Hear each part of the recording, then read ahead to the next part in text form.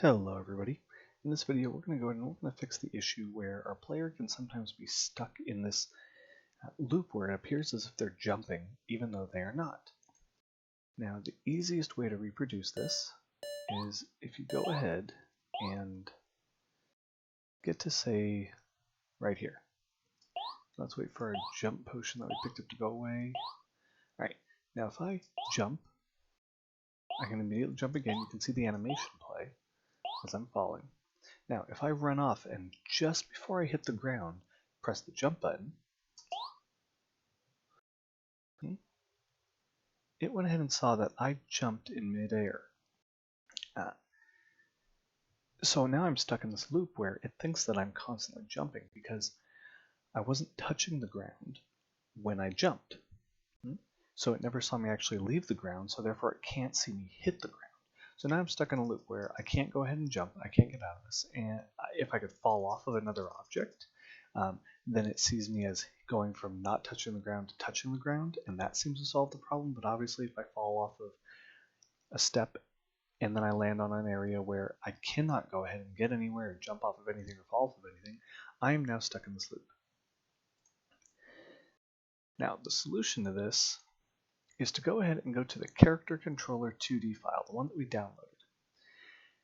There's a couple things we're going to change. First, at the very top of the file, there's the two constants, a K grounded radius and a K ceiling radius.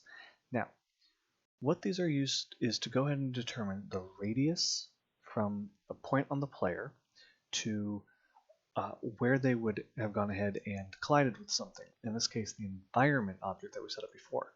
If you switch back here, you select the player. Remember that we added to the player a ceiling check and a ground check. Okay?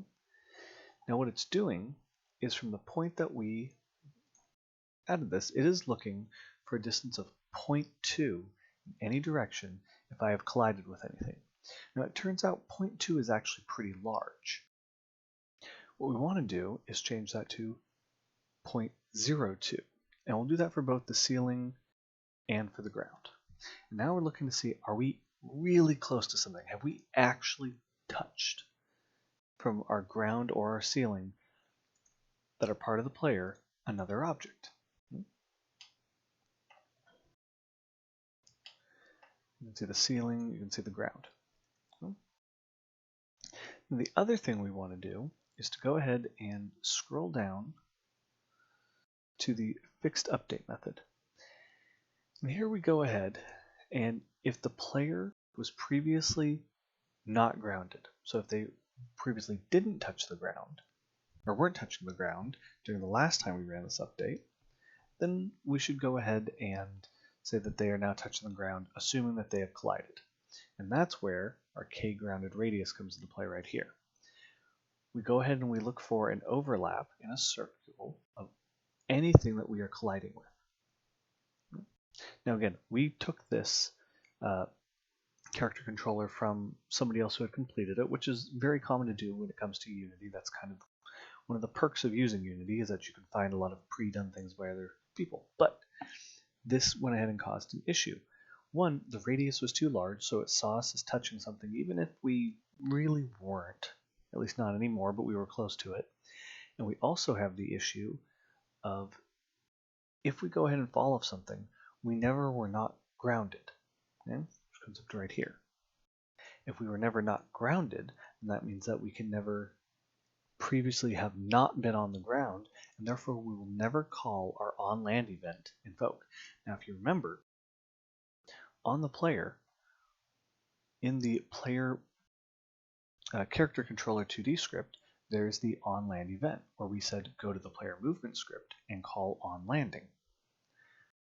If we never are able to call this, then we're never able to go ahead and in the player movement script terminate our animation and officially set jump to false. Now it turns out setting jump to false works just fine. It happens in enough places, enough ways that this works out. However, the animation never ends. So what we want to do here is, and this is, again, we had a temporary problem. I would say this is a temporary fix.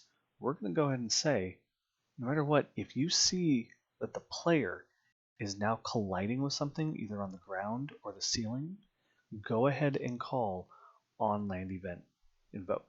Okay? We're not going to go ahead and try to do anything else here. We're just going to say if at any point this whole loop turns out to work out where we have, based upon our grounded radius, collided with something, go ahead and call on land event invoke. Now what this is going to do is it's going to invoke the on land event functions, which we have set up here in Unity. So now anytime it sees us as touching the ground, it's going to go call in player movement on landing. Now the downside to this is that while we're walking along the ground, it is constantly going to be triggering this method here, okay? Which is not great. We don't want it to always be triggering this. However, it does solve our problem. And for now, that seems a bit of a worthwhile trade-off to go ahead and solve a bug that can cause your game to actually be unplayable. Okay? Now if I jump off, see, he no longer gets stuck. If I jump off and jump at the last second, it goes ahead and it gets fixed.